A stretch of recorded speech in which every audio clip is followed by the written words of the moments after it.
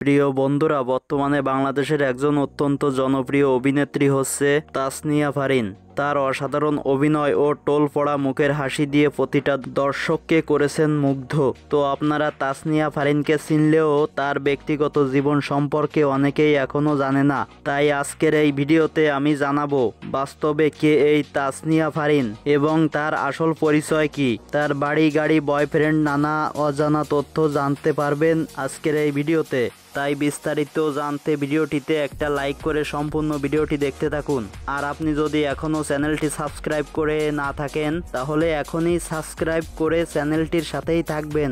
তাসনিয়া ফারিন বাংলাদেশের মেহেরপুর জেলায় জন্মগ্রহণ করেন। 1997 সালে 30 জানুয়ারির দিন জন্মগ্রহণ করেন। তাই হিসাব করলে বলা যায় তার বর্তমান বয়স 28 বছর। তাসনিয়া ফারিন ছোটবেলা থেকেই নাচ এবং গানের প্রতি খুব আগ্রহী ছিলেন, কিন্তু একটা পর্যায়ে নাচের প্রতি তার আগ্রহ কমে যায়। তখনই তিনি ঠিক করেন তিনি একজন সঙ্গীত শিল্পী হবেন। তবে অভিনেত্রী হওয়ার ব্যাপারে তিনি কখনোই ভাবেননি, কিন্তু ফারিনের মায়ের ইচ্ছা ছিল তার মেয়ে একজন অভিনেত্রী হোক। 2016 সালে তাসনিয়া ফারিন অভিনয় জগতে পা রেখেছিলেন এবং সেটা ছিল একটা গ্রামীণ ফোনের একটি বিজ্ঞাপনে। ফারিনের মা ফারিনকে না জানিয়ে তার একটা ছবি মডেলিং এর জন্য পাঠান এবং সেই ছবিটা দেখে নির্বাচকরা তাকে সিলেক্ট করে নেয়। মূলত এভাবে তাসনিয়া ফারিনের মিডিয়া জগতে পথ চলা শুরু হয়। তাসনিয়া ফারিনের উচ্চতা 5 ফিট 4 ইঞ্চি। তার অভিনীত প্রথম নাটকটি হচ্ছে আমরা ফিরবো কবে। নাটকটি 2017 সালে প্রকাশিত হয়। এই নাটকে অভিনয় করার পর তিনি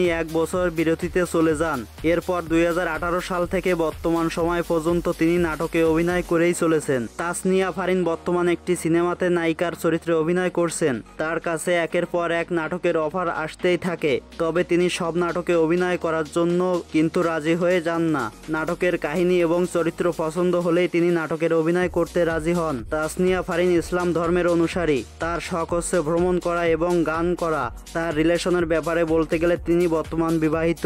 প্রিয় বন্ধুরা, তাসনিয়া ফারিনের অভিনয় আপনাদের কাছে কেমন লাগে এবং তার অভিনীত কোন নাটকটি আপনাদের কাছে সবথেকে বেশি জনপ্রিয় বলে মনে হয় তা অবশ্যই কমেন্টে লিখে জানিয়ে যাবেন। আর পরবর্তী ভিডিও পাওয়ার জন্য চ্যানেলটি সাবস্ক্রাইব করে সাথেই থাকবেন।